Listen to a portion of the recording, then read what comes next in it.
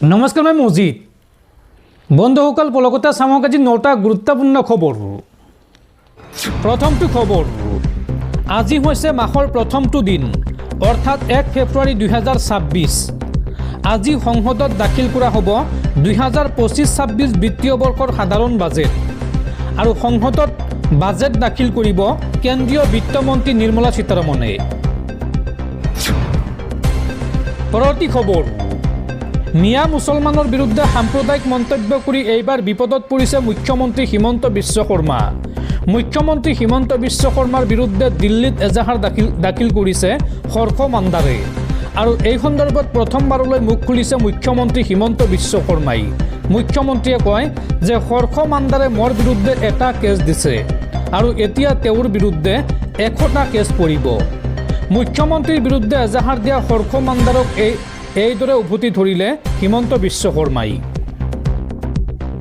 হৰ্ষ মান্দাৰে হিমন্ত বিশ্ব শৰ্মাক খুচিছে, তাৰ উত্তৰ পাই যাব। এই মন্তব্য মুখ্যমন্ত্ৰী হিমন্ত বিশ্ব শৰ্মাৰ।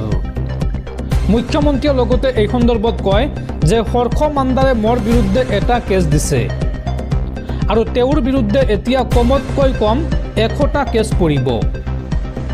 কোন হৰ্ষ মান্দাৰ মই চিনি নাপাওঁ। এনেকুৱা হৰ্ষ মান্দাৰ মই জীৱনত বহুত দেখিছোঁ। হৰ্ষ মান্দাৰে অসমলৈ আহি NRC বৰবাদ কৰিলে।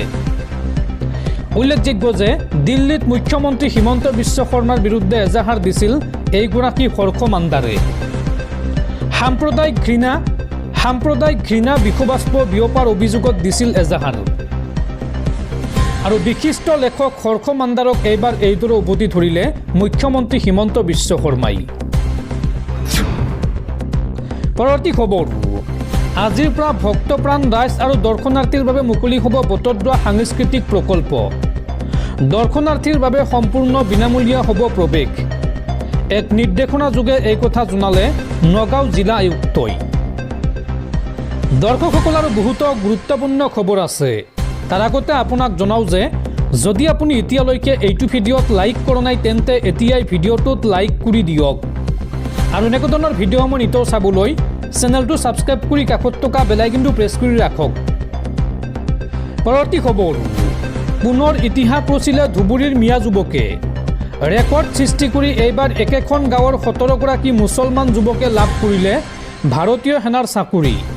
চাকৰি পোৱাৰ পিছতে সম্বৰ্ধনা 17গৰাকী মুছলমান যুৱকক।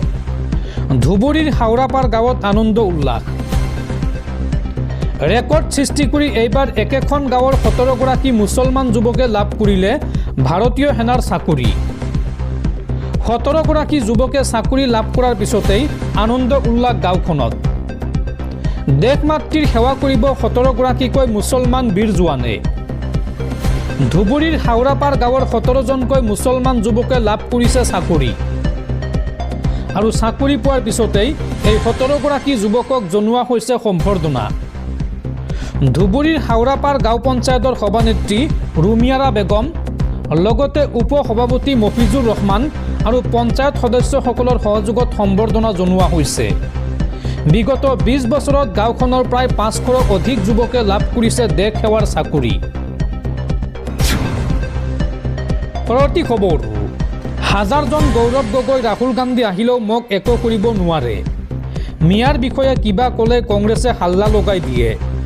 এই মন্তব্য কৰি কংগ্ৰেছৰ বিৰুদ্ধে পুনৰ সৰব মুখ্যমন্ত্ৰী হিমন্ত বিশ্ব শৰ্মা। এজন কি, হাজাৰজন গৌৰৱ গগৈ ৰাহুল গান্ধী আহিলেও মোক একো কৰিব নোৱাৰে। গোটেই পৃথিৱীখনকে মিয়া কৰিব বিচাৰে কংগ্ৰেছে। অসমীয়া পাহৰি কেৱল মিয়া কৰি থাকে কংগ্ৰেছে। মিয়াৰ বিষয়ে কিবা ক'লেই কংগ্ৰেছে হাল্লা লগাই দিয়ে। কংগ্ৰেছে নতুন বৰ অসমত মিয়াক সোমোৱাব বিচাৰিছে। বাংলাদেশী মিয়াক যিমান পাৰোঁ সিমান খেদিবলৈ চাম বা চেষ্টা কৰিম। এয়া অসমীয়াৰ জীৱন মৰণৰ কথা। কংগ্ৰেছৰ বিৰুদ্ধে এইদৰে পুনৰ আক্ৰমণাত্মক ৰূপত মুখ্যমন্ত্ৰী হিমন্ত বিশ্ব শৰ্মা। পৰৱৰ্তী খবৰ, মুছলমানক গালি পাৰিলে ভাৰত হিন্দু ৰাষ্ট্ৰ নহয়। হিন্দু ৰাষ্ট্ৰ গঢ়িবলৈ হ'লে হিন্দুৱে নিজৰ সংস্কাৰ কৰিব লাগিব। এই মন্তব্য বাগেশ্বৰ বাবাখ্যাত কথাবাচক ধীৰেন্দ্ৰ শাস্ত্ৰীৰ। পৰৱৰ্তী খবৰ, স্বামীহাৰা বিষাদৰ মাজতে নতুন গুৰু দায়িত্ব। মহাৰাষ্ট্ৰৰ উপ মুখ্যমন্ত্ৰীৰূপে শপত গ্ৰহণ অজিত পাৱাৰৰ পত্নী সুনেত্ৰা পাৱাৰৰ। উল্লেখযোগ্য যে 3 দিন পূৰ্বে অৰ্থাৎ 28 জানুৱাৰীত এক বিমান দুৰ্ঘটনাত মৃত্যু হৈছিল স্বামী অজিত পাৱাৰৰ।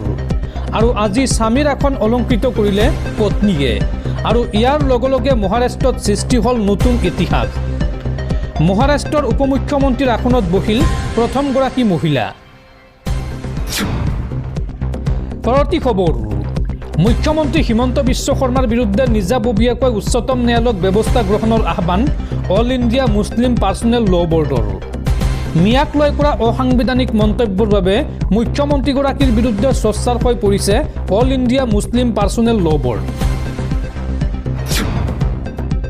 পৰৱৰ্তী খবৰ, লখিমপুৰত পুনৰ সক্ৰিয় হৈ উঠিছে নকল সোণৰ চক্ৰ। বাহনৰ ভিতৰত ওলাল 21খনকৈ নকল সোণৰ নাও।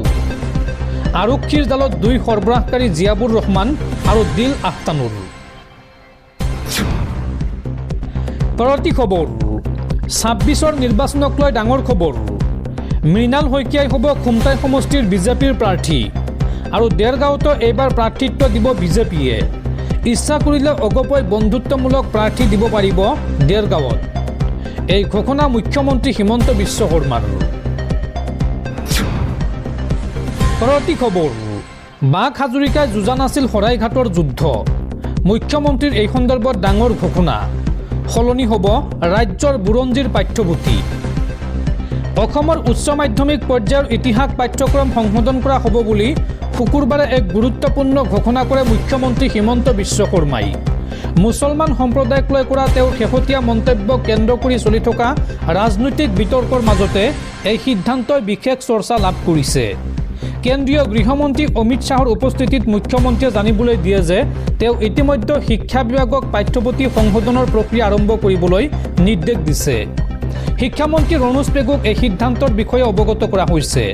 উল্লেখযোগ্য যে মুখ্যমন্ত্ৰীয়ে বিদ্যমান পাঠ্যপুথিত কিছুমান ঐতিহাসিক চৰিত্ৰৰ চিত্ৰণক লৈ প্ৰশ্ন উত্থাপন কৰিছে। মুখ্যমন্ত্ৰীয়ে বিশেষকৈ আহোম যুগৰ সেনানী বাক হাজৰিকাৰ প্ৰসংগ উত্থাপন কৰি দাবী কৰে যে শৰাইঘাটৰ যুদ্ধত আহোম সেনাপতি লাচিত বৰফুকনৰ সৈতে বাক হাজৰিকাই অংশগ্ৰহণ কৰা নাছিল। কাৰেং চাপৰিত অনুষ্ঠিত 10ম মিচিং যুৱ মহোৎসৱৰ সামৰণি অনুষ্ঠানত ভাষণ দি শৰ্মাই কয় যে কামৰূপত মোগল বাহিনীৰ বিৰুদ্ধে প্ৰতিৰোধৰ নেতৃত্ব মিচিং নেতা মিৰি সন্দিকৈয়েহে দিছিল, বাক হাজৰিকাই নহয়। এই মন্তব্য মুখ্যমন্ত্ৰী শৰ্মাৰ। অৱশ্যে বহু ঐতিহাসিকে উল্লেখ কৰে যে বাক হাজৰিকা ওৰফে ইছমাইল ছিদ্দিকী 17 শতিকাৰ এজন বীৰ আছিল। তেওঁ শৰাইঘাটৰ যুদ্ধত মোগলৰ বিৰুদ্ধে আহোমৰ হৈ যুঁজিছিল। বাক হাজৰিকা বৰ্তমানৰ শিৱসাগৰ জিলাৰ এটা মুছলমান পৰিয়ালৰ আছিল বুলি লোকবিশ্বাস প্ৰচলিত আছে। ৰাজ্যৰ খিলঞ্জীয়া মুছলমান আৰু বঙালীভাষী মুছলমানৰ মাজত থকা পাৰ্থক্যৰ বিষয়ে মুখ্যমন্ত্ৰী আৰু শাসকীয় বিজেপি দলে চৰ্চা কৰি থকাৰ সময়তে এই ঘোষণা কৰিছে মুখ্যমন্ত্ৰীয়ে। তেওঁ মিচিং সম্প্ৰদায়ৰ কৰ্ম সংস্কৃতিৰ শলাগ লোৱাৰ লগতে উজনি অসমত বঙালীভাষী মুছলমানৰ বসতি বিস্তাৰ ৰোধ কৰাত এই সম্প্ৰদায়টোৰ ভূমিকাৰো প্ৰশংসা কৰে। উক্ত অনুষ্ঠানতে মুখ্যমন্ত্ৰীয়ে মিচিং যুৱ মহোৎসৱৰ বাবে 100 কোটি টকা আৰু ডনি পল' সমাজৰ সৈতে জড়িত পদক্ষেপসমূহৰ বাবে অতিৰিক্ত 10 কোটি টকাৰ বিত্তীয় সাহায্য আগবঢ়োৱাৰ কথাও ঘোষণা কৰে। পৰৱৰ্তী খবৰ, চুবুৰীয়া ৰাষ্ট্ৰ পাকিস্তানত ভয়ংকৰ সন্ত্ৰাসবাদী আক্ৰমণ। বেলুচিস্তান হেৰুৱাৰ দিশে পাকিস্তান। মাত্ৰ কেইটামান ঘণ্টা পাকিস্তানে হেৰুৱাব পাৰে বেলুচিস্তান। বেলুচ লিবাৰেশ্যন আৰ্মীৰ হাতলৈ যাব পাৰে বেলুচিস্তান। বেলুচ লিবাৰেশ্যন আৰ্মীৰ পাকিস্তানী সেনাক ভয়ংকৰ আক্ৰমণ। বেলুচিস্তানৰ 12খন চহৰতে বেলুচ লিবাৰেশ্যন আৰ্মীৰ ভয়ংকৰ আক্ৰমণ। আৰু বেলুচ লিবাৰেশ্যন আৰ্মীৰ দখলত বৰ্তমান বেলুচিস্তানৰ ৰাজধানী কুৱেটা। আৰু এই সন্ত্ৰাসবাদীৰ ভয়ংকৰ আক্ৰমণত 50গৰাকী পাকিস্তানী সেনা নিহতৰ তথ্য আহিছে।